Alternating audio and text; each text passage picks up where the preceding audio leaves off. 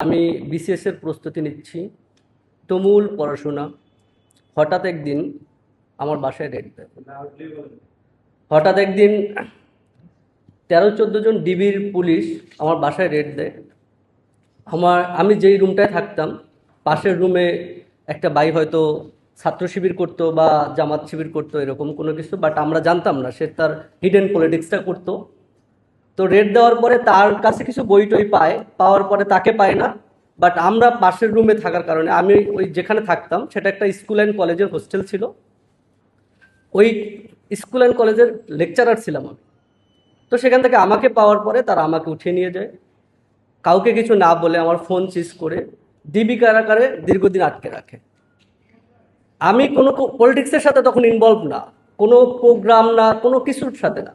শুধুমাত্র ফেসবুকে একটু সরকারকে নিয়ে সমালোচনা করতাম বিভিন্ন সময়, তাদের যে ফ্যাসিজম, যে পলিটিক্সটা, সেটা নিয়ে একটু সমালোচনা করতাম।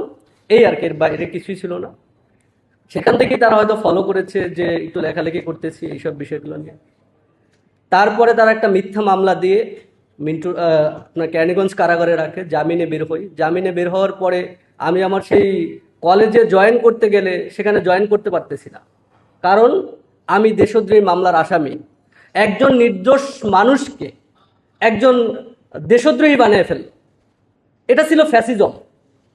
শুধু not only me, but also lot of student এভাবে তার ক্যারিয়ার নষ্ট করেছে। আমার জেলখানার ভিতরে এক ভাইয়ের সাথে পরিচয় হয়েছে। সে ভাই ঢাকা ইউনিভার্সিটির এবং ভালো একটা সাবজেক্ট নিয়ে পড়াশোনা করতেছে, তারও লাইফটা এইভাবে নষ্ট করেছে। ফ্যাসিস্ট এইভাবে তৈরি হয়েছে আস্তে আস্তে। তো সেই দিন শেষে আমাদের ওইখানে, আমি ছিলাম পুরান ঢাকাতে, রাতে ঘুমাতে পারতাম না। হঠাৎ করে মানে যেই বাসায় ছিলাম সেখান থেকে ধরে নেওয়ার পর ওখানে আসার পরে আমাকে থাকতে দিচ্ছে না, চাকরি চলে গেছে। কিভাবে কষ্টে লাইফ পার করেছি সেটা আমার মতো যারা ভুক্তভোগী শুধু তারাই জানে।